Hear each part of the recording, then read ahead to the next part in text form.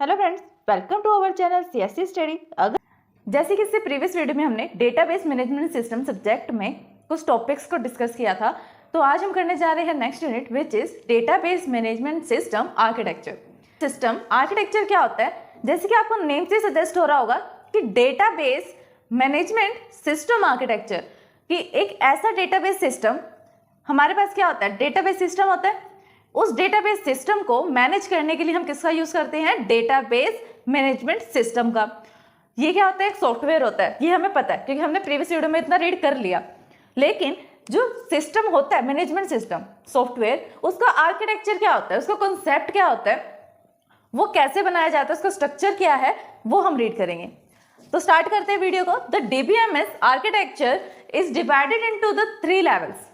मतलब database management system का जो आर्किटेक्चर है उसको ना 3 लेवल्स में डिवाइड किया हुआ है। फर्स्ट लेवल है हमारा एक्सटर्नल लेवल, कंसेप्चुअल लेवल और इंटरनल लेवल। ये 3 लेवल्स है हमारे पास, जिससे क्या हुआ है, डिवाइड किया हुआ है मैनेजमेंट सिस्टम आर्किटेक्चर को। अब यहाँ जैसे कि आपको डायग्राम में दिख रहा होगा, यहाँ पर हमारे पास क्या है, डेटाबेस मैनेजमेंट सिस्टम है, सॉफ्टवेयर है। ये सॉफ्टवेयर जो है वो इंटरेक्ट कर रहा है, डीबीएमएस सॉफ्टवेयर है, ये किसके साथ इंटरेक्ट करता है? ये हमारे 3 लेवल से इंटरेक्ट करता है। एक्सटर्नल से भी इंटरेक्ट करेगा, कॉन्सेप्चुअल से भी करेगा और फिजिकल लेवल से भी करेगा। तो सबसे फर्स्ट व्यू होता है हमारे पास एक्सटर्नल व्यू। एक्सटर्नल व्यू क्या होता है?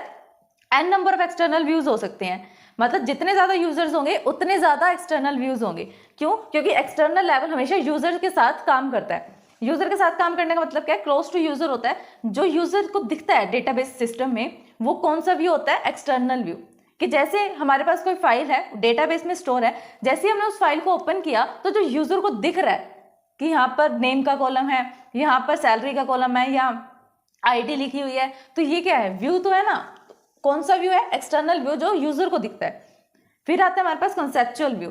कंसेप्चुअल व्यू का मतलब होता है जिसमें सिर्फ कॉन्सेप्ट हो, बेसिक कॉन्सेप्ट लिखा हुआ हो, कि उसमें ये लिखा है टेबल के अंदर क्या स्टोर होएगा जाके, कि एक नेम नाम का कॉलम है, नेम नाम के कॉलम में इतना साइज है, इतना इसका डेटा टाइप है।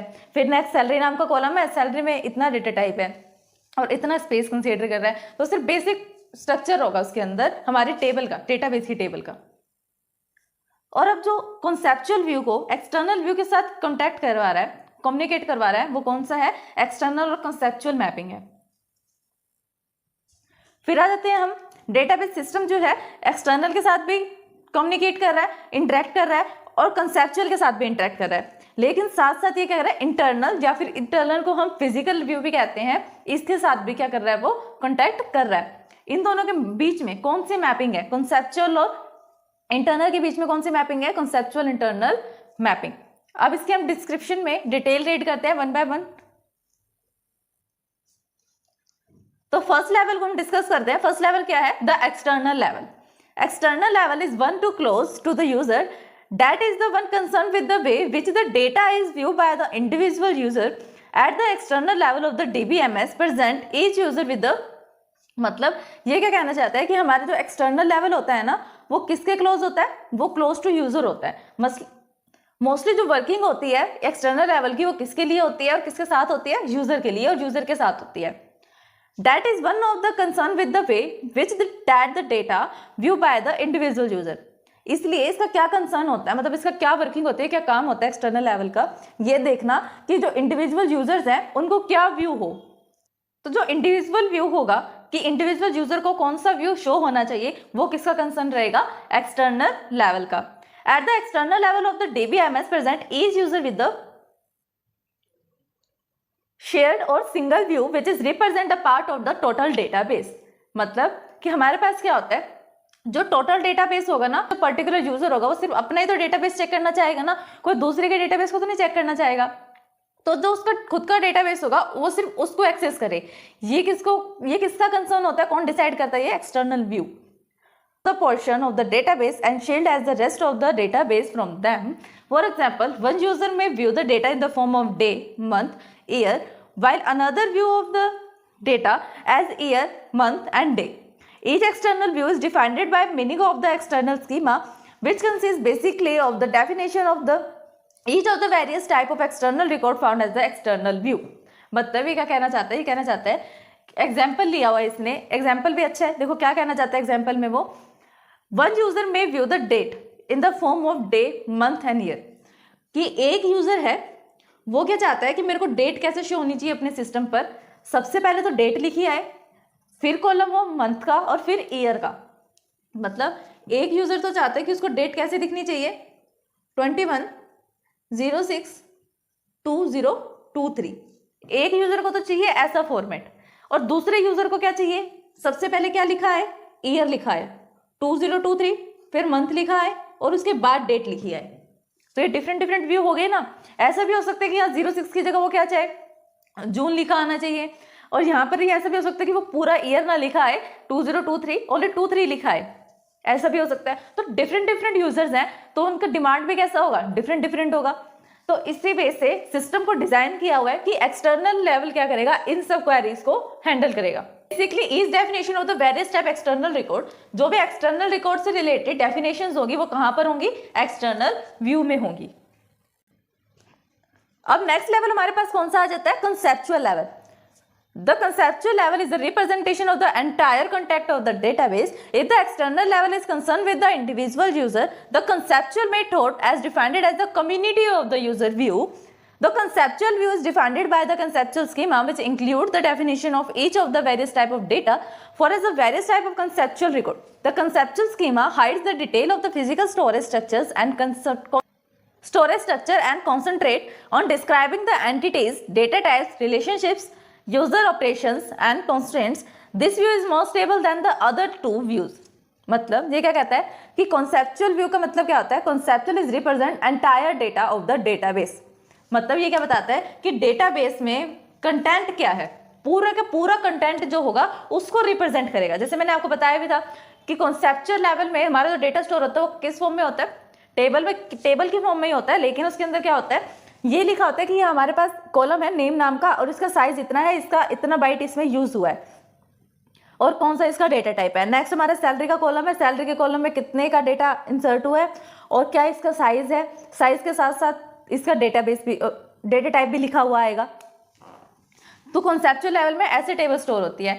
आगे वो कह रहा है कि एक्सटर्नल लेवल जो है, एक्सटर्नल लेवल अभी हमने पढ़ा, वो किसके साथ कॉन्सेंट्रेट करता है, किसका कंसर्न लेके चलता है, इंडिविजुअल यूजर का। एक सिंगल यूजर का काम जो होगा इंटरेक्ट करने का वो किसका होगा, एक्सटर्नल लेवल का।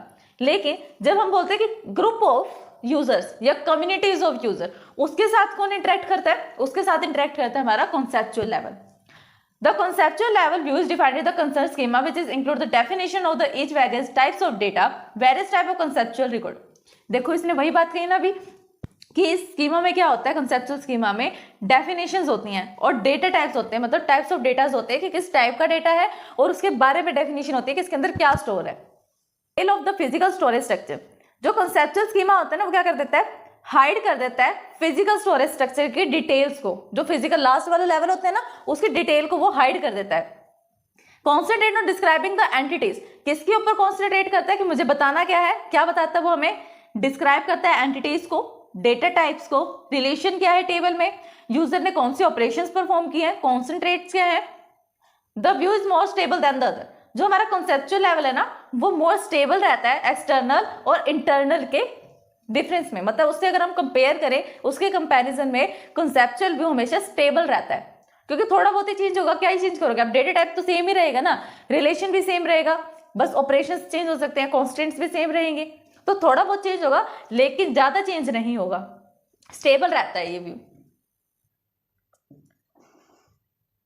Hence the conceptual level is concerned with the following activities. अब ये बता रहे हैं कि conceptual level जो है वो किस किस एक्टिविटीज के साथ काम करता है। All the entities, their attributes and their relationships, मतलब जितने भी एंटिटीज होंगी उनके साथ वर्क करेगा। जो एट्रीब्यूट्स होंगे, एट्रीब्यूट्स मीन्स कॉलम्स, कॉलम्स हैं, रिलेशनशिप्स हैं, सिक्योरिटी इंफॉर्मेशन जो भी होगी उससे रिलेट करेगा, कॉन्स्टेंट जो हम यूज करेंगे डेटा के लिए उससे भी कौन कम्युनिकेट करेगा, इंटरफेस करेगा conceptual level. Semantic information about the data, data के बारे में सिमेंटिक इंफॉर्मेशन रखेगा। Checks the written data consistency and integrity, ये चेक करेगा कि क्या हमारा डेटा कंसिस्टेंट है या नहीं है और इंटीग्रेट नहीं है। अब नेक्स्ट लेवल हमारे पास कौन सा है, the internal level. Internal level में क्या होता है, it is the closest physical storage that is the concern with the way in which the data is actually stored.